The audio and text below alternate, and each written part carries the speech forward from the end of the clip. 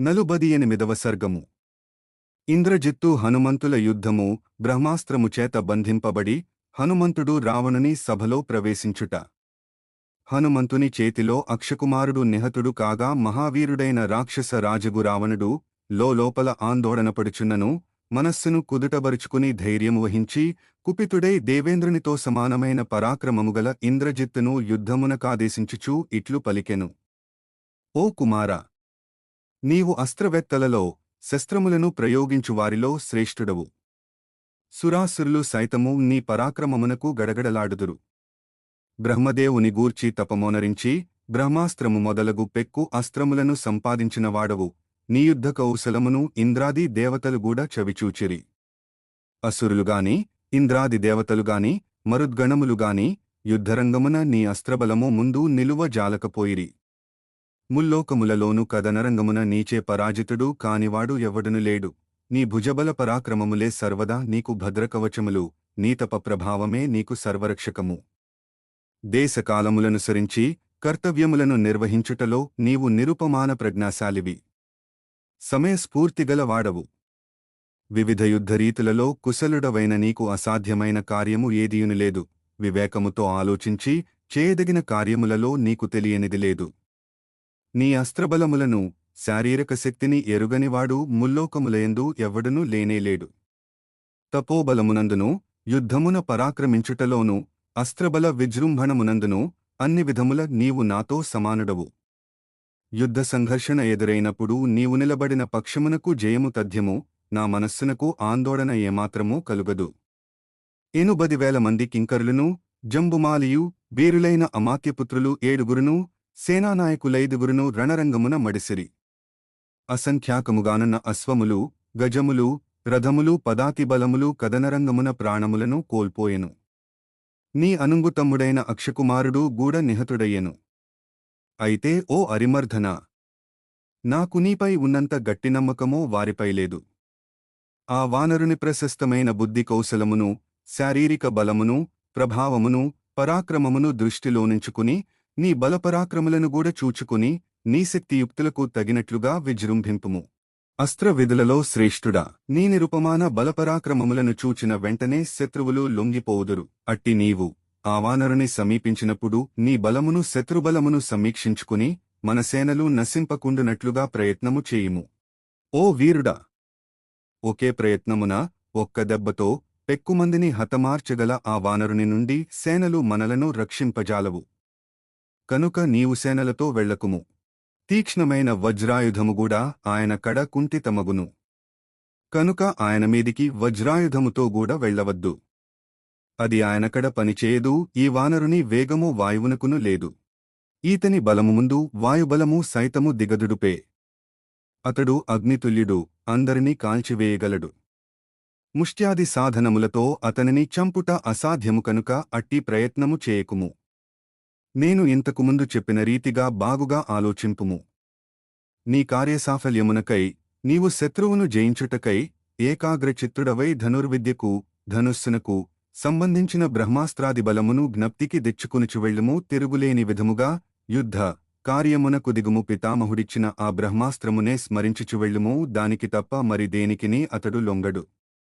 బాలుడవైన నిన్ను యుద్ధమునకు పంపుట నాకు ఉచితముగా తోచుటలేదు. అయినను క్షాత్రధర్మమును అనుసరించి ఇట్లు చేయుటయుక్తమే. ఏలనన సమర్థులైన యోధులుండగా రాజు స్వయముగా వెళ్ళుట రాజధర్మ విరుద్ధము. కదనరంగమున విజయకాంక్ష కలిగియుండుట అవసరము. కనుక వివిధములగు అస్త్రప్రయోగముల యందు నేర్పు, ప్రహరణ సామర్థ్యము కలిగియుండవలెను. జయార్థము అస్త్రములన్నీయు స్మృతిలో ఉండవలెను. దేవతలవలే దివ్యప్రభావము గలవాడు, వీరుడు అయిన ఇంద్రజిత్తు తండ్రి పలికిన హితవచనములను విని కొండంత బలమును పొందినవాడై యుద్ధము చేయుటకే నిశ్చయించుకుని ప్రభువైన రావణునకు ప్రదక్షిణపూర్వకముగా నమస్కరించెను. ఇంద్రజిత్తు తనకు అత్యంత ప్రీతిపాత్రులైన వారిచేతను తన వారిచేతను ప్రశంసలనందుకుని రణోత్సాహముతో విర్రవీగుచూ సమరభూమికి వెళ్ళుటకు ఉద్యుక్తుడాయెను.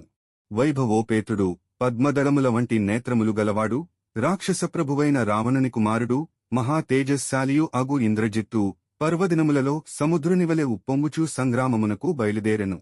పరాక్రమమున ఇంద్రునితో సమానుడైన ఆ ఇంద్రజిత్తు నిరాఘాటముగా మిక్కిలి వేగముతో సాగిపోగల రథమును అధిరోహించెను. దానికి గరుత్మంతునివలె మిక్కిలి వేగము గలవి, తీక్ష్ణములైన తెల్లని కోరలు గలవి అగు 4 సింహములు పూంచబడియుండెను. ధనుర్ధారులలో శ్రేష్ఠుడు, శస్త్రాస్త్ర ప్రయోగములలో ఆరితేరినవాడు అయిన ఆ ఇంద్రజిత్తు హనుమంతుడున్న ప్రదేశమునకు రథముపై వేగముగా వెళ్ళెను.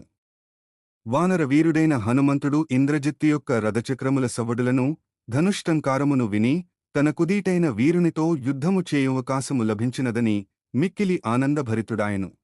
రణవిద్యలలో కుశలుడైన ఇంద్రజిత్తు మిక్కిలి శక్తిమంతమైన ధనుస్సును, వాడియైన ములుకులుగల బాణములను చేతబట్టి హనుమంతుని ఎదుర్కొనుటకై వెళ్ళెను.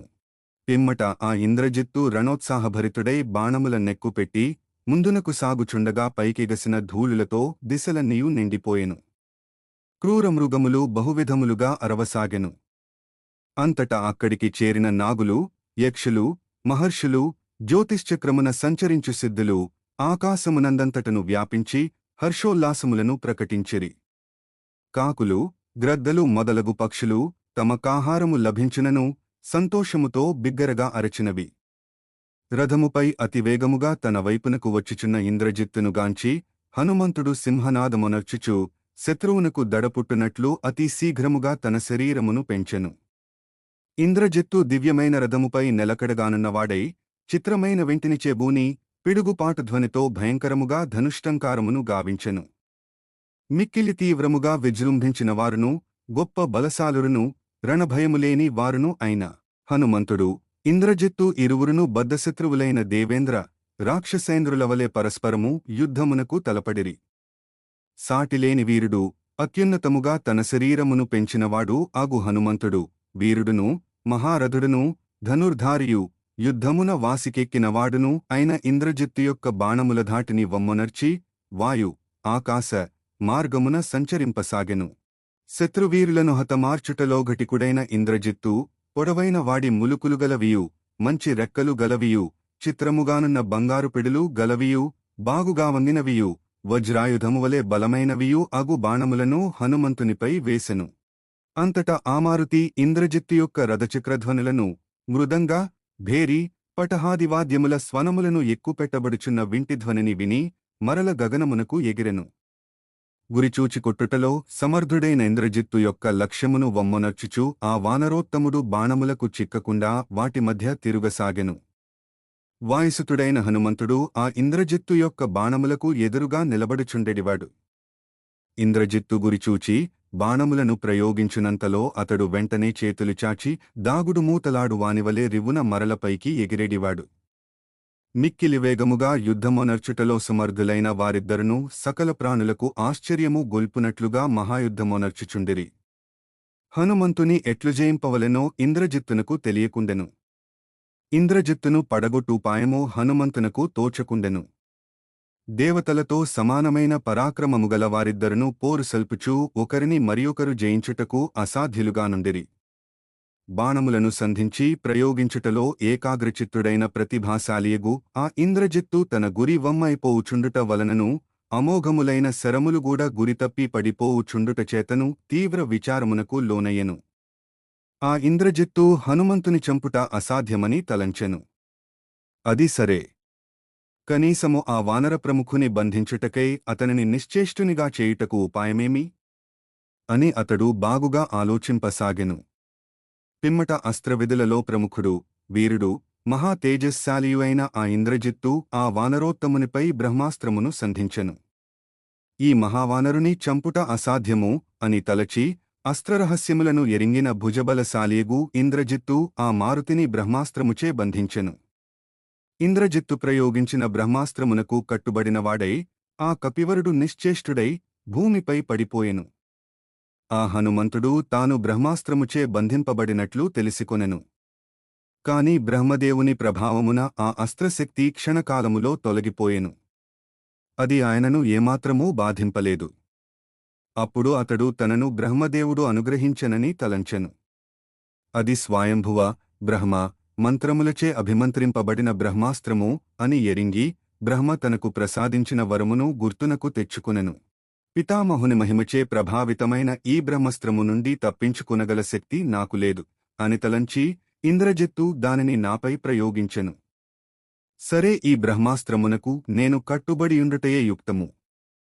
ఆ విధముగా నేను బ్రహ్మదేవుని గౌరవించినట్లగును. ఆ హనుమంతుడు బ్రహ్మాస్త్రము యొక్క ప్రభావమును తనపై పితామహునకు గల అనుగ్రహమును గుర్తునకు తెచ్చుకునెను. బ్రహ్మాస్త్రము నుండి తప్పించుకొనగల శక్తి తనకు ఉన్నదని తెలిసియు అతడు బ్రహ్మదేవుని ఆజ్ఞను శిరసావహించెను. నేను బ్రహ్మాస్త్రముచే బంధింపబడినను బ్రహ్మదేవుడు, దేవేంద్రుడు, వాయుదేవుడు నన్ను రక్షించుచున్నందున నేను భయపడవలసిన పనియేలేదు. రాక్షసులు నన్ను బంధించి రావణునికడకు తీసుకుని వెళ్ళినను నాకు లాభమేయగును. ఏలనన నేను స్వయముగా అక్కడ రావణునితో మాట్లాడవచ్చును. అందువలన శత్రువులు నన్ను తీసుకుని వెళ్ళుదురుగాక. శత్రువులను పరిమార్చగలవాడును సదసద్విచక్షణతో దూరదృష్టిగలవాడును అయిన హనుమంతుడు కృతనిశ్చయుడై నిశ్చేష్టుడైయుండెను. అంతట శత్రువులు ఆయన మీదికి విజృంభించి బలప్రయోగముతో బంధించి భయపెట్టసాగిరి. అప్పుడు మారుతి బిగ్గరగా కేకవేసెను.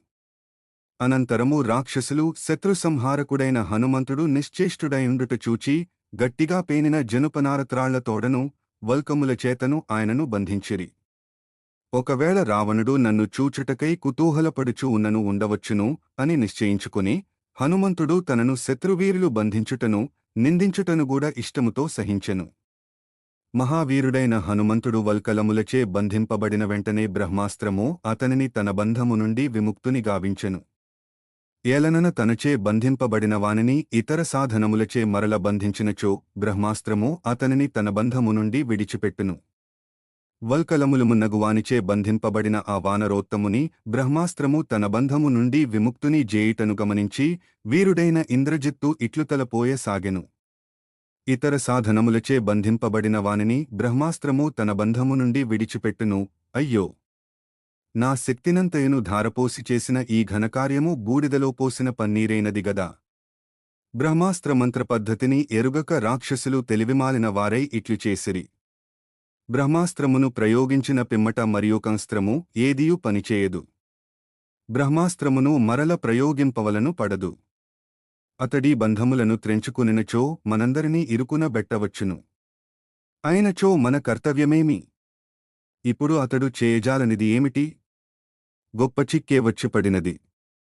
హనుమంతుడు బ్రహ్మాస్త్రము నుండి తాను విముక్తుడైన విషయమును ఇతరులకు తెలియనీయలేదు. క్రూరులైన రాక్షసులు అతనిని బంధములతో కట్టి కట్టెలతో బాదుచు పిడికిళ్లతో పొడుచుచు రావణుని సమీపమునకు లాగికొనిపోయిరి. రావణుని చూడవలెనను సంకల్పముతో ఈ రాక్షసులు పెట్టుబాధలను అన్నింటినీ హనుమంతుడు బుద్ధిపూర్వకముగా ఓర్చుకునెను. అంతట బ్రహ్మాస్త్రము నుండి విముక్తుడై జనుపనారత్రాళ్లచేతను వల్కములచేతను బంధితుడై యున్న మహావీరుడగు వానరోత్తముని ఇంద్రజిత్తు సభాస్థలికి తీసుకుని వెళ్లి పరివారములతో గూడియున్న రావణునకు జూపించెను. బంధింపబడిన మదపుటేనుగువలెనున్న హనుమంతుని గూర్చి రాక్షసులు అశోకవనమును ధ్వంసమొనర్చిన వానరుడు ఇతడే అని తమ రాజైన రావణునకు నివేదించిరి.